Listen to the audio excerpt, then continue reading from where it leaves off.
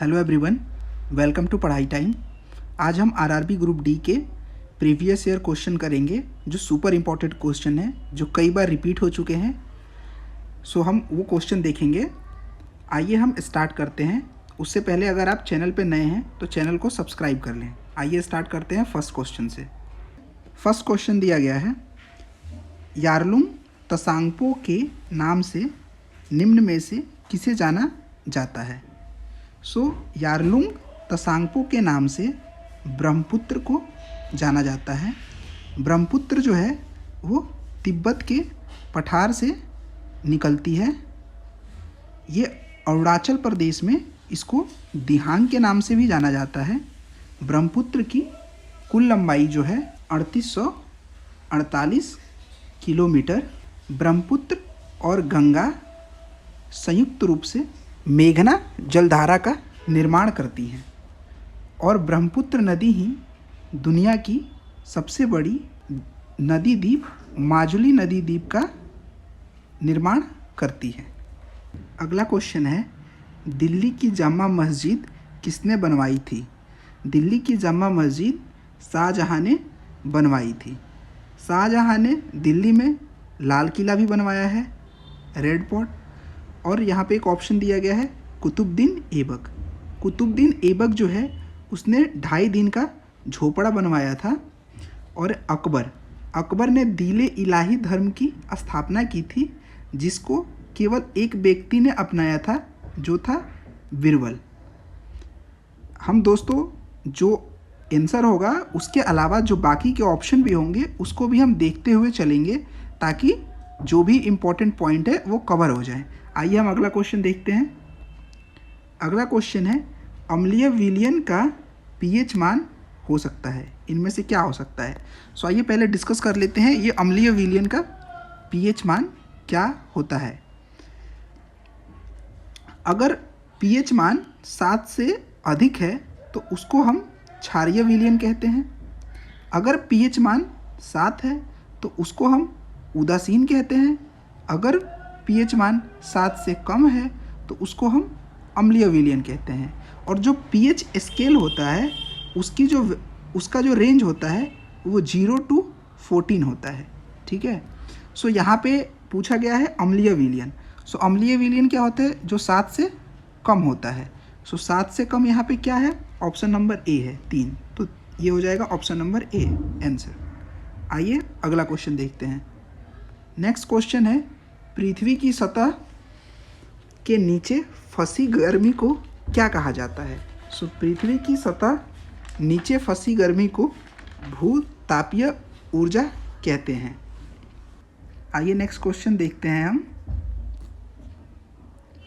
अगला क्वेश्चन है, असम केसरी के नाम से किस व्यक्ति को जाना जाता है। असम केसरी के नाम से अंबिका गिरी राय जी को जाना जाता है।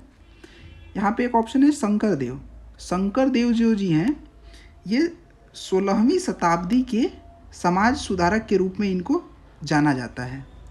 श्रीमती अनवर तैमूर, ये जो है असम की प्रथम महिला मुख्यमंत्री हैं। और जैसे कि मैंने अभी आपको बताया कि असम में दुनिया का सबसे बड़ा नदी द्वीप माजुली द्वीप है।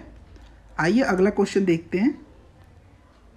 अगला क्वेश्चन है, राष्ट्रीय रासायनिक प्रयोगशाला स्थित है। राष्ट्रीय रासायनिक प्रयोगशाला पुणे में स्थित है।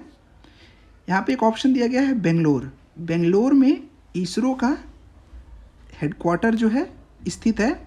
इसरो की स्थापना 1969 ईस्वी में हुई थी। एक ऑप्शन है दिल्ली। दिल्ली में DRDO का हेडक्वार्टर है। DRDO का स्थापना कब हुआ था, वो हुआ था 1958 में।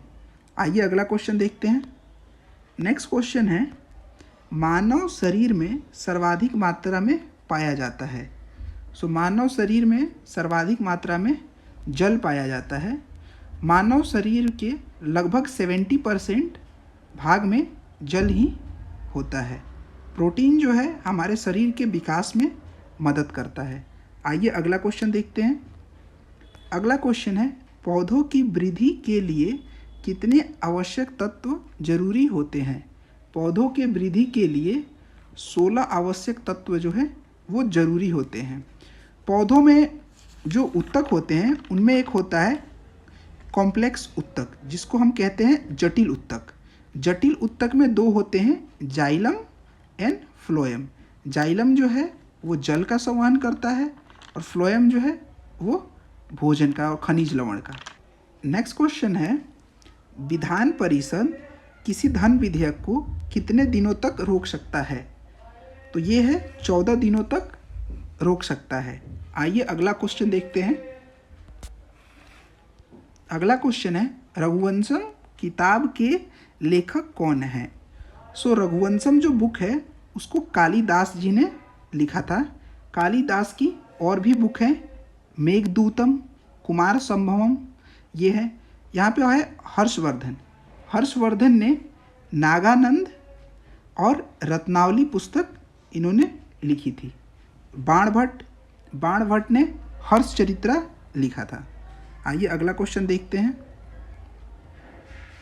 अगला क्वेश्चन है, मधुमेह से ग्रसित रोगियों के मूत्र के नमूने में पाया जाता है, जो है उसके मूत्र के नमूनों में ग्लूकोज पाया जाता है। और जो मधुमेह होती है वो इंसुलिन की कमी के कारण होती है। और इंसुलिन जो है वो पेनक्रियाज के बीटा सेल से निकलती है। आइए नेक्स्ट क्वेश्चन देखते हैं। कैल्शियम की आवश्यकता मानव शरीर को क्यों पड़ती है? तो कैल्शियम की आवश्यकता मानव शरीर को हड्डियों के विकास के लिए पड़ती है। हड्डियों के विकास में विटामिन डी मदद करता है, जो हमें सूर्य के प्रकाश से मिलता है। आइए नेक्स्ट क्वेश्चन देखते हैं। अगला क्वेश्चन है, संसार का सबसे बड़ा परितंत्र है। संसार का सबसे बड़ा परितंत्र सागर है। आपको पता है दुनिया के 1/3 भाग पे पानी ही है, समुद्र ही है। सो इसीलिए ये संसार का सबसे बड़ा परितंत्र है। आइए अगला क्वेश्चन देखते हैं। नेक्स्ट क्वेश्चन यहाँ पे पूछ रहा है, मछलियों के अध्ययन को क्या कहा जाता है? सो मछलियों के अध्ययन को इथियोलॉजी कहा जाता है। अब यहाँ एक ऑप्शन है एंटेमियोलॉजी। एंटेमियोलॉजी जो होता है वो कीड़ों इंसेक्ट का अध्ययन होता है। उसके बाद यहाँ पे दिया गया है हिस्टियोलॉजी। ये जो उत्तकों का अध्ययन होता है उसको हम हिस्टियोलॉजी कहते हैं। आइए अगला क्वेश्चन देखते हैं। अगला क्वेश्चन है, 14 वर्ष के बच्चों के विकास के लिए सबसे अधिक महत्वपूर्ण क्या है? सो 14 वर्ष के बच्चों के विकास के लिए प्रोटीन जो है वो सबसे अधिक महत्वपूर्ण होता है। प्रोटीन जो है हमें दाल में मिलता है। सबसे ज़्यादा प्रोटीन हमें किस में मिलता है? सोयाबीन में और मूंगफली में मिलता है। आइए अगला क्वेश्चन देखते हैं। नेक्स्ट क्वेश्चन है, कीमोथेरेपी किस रोग के उपचार के लिए दी जाती है? सो कीमोथेरेपी जो है वो कैंसर रोग के उपचार के लिए दी जाती है। यहाँ पे एक ऑप्शन दिया गया है मधुमेह रोग। अभी मैंने आपको मधुमेह रोग से एक्सप्लेन किया, जिसको हम कॉमन भाषा में डायबिटीज़ भी कहते हैं। जो डायबिटीज़ होती है वो इंसुलिन की कमी से होती है। आइए अगला क्वेश्चन देखते हैं। अगला क्वेश्चन है, शुष्क सेल की क्षमता होती है। सो शुष्क सेल की जो क्षमता होती है वो होती है 1.5 वोल्ट होती है। शुष्क सेल जो होता है उसमें रासायनिक ऊर्जा होती है। आइए अगला क्वेश्चन देखते हैं। अगला क्वेश्चन है, तड़ित चालक का आविष्कार किसके द्वारा किया गया था? सो तड़ित चालक का आविष्कार जो है वो बेंजामिन फ्रैंकलिन के द्वारा किया गया था। ये तड़ित चालक क्या होता है? बरसात के समय में जो बिजली जो चमकती है, आपने देखा होगा, उसको हम तड़ित चालक कहते हैं। ग्राहम बेल यहाँ पे ऑप्शन में दिया गया है। ग्राहम बेल ने टेलीफोन का आविष्कार किया था। और न्यूटन ने है जो इन्होंने अपना तीनों लॉ दिया था, फर्स्ट, सेकंड, थर्ड। न्यूटन का तीसरा गति का नियम क्या होता है? प्रत्येक क्रिया के बराबर विपरीत प्रतिक्रिया होती है। न्यूटन के पहले नियम से हम जड़त्व का नियम भी पाते हैं। न्यूटन के द्वितीय नियम से F=ma, force equal to mass into acceleration, ये पता होगा आपको। आइए अगला क्वेश्चन देखते हैं। अगला क्वेश्चन है, इनमें से क्या रक्त का थक्का जमने में सहायक है? सो बिल्कुल सही, रक्त का थक्का जमने में विटामिन के सहायक होता है। यहाँ पे दिया गया है विटामिन ए। विटामिन ए की कमी से क्या होता है? रतौंधी होता है, जो आँखों से रिलेटेड एक बीमारी है। विटामिन डी की कमी से क्या होता है? रिकटेस होता है, उसमें हड्डियाँ जो हैं कमज़ोर हो जाती हैं।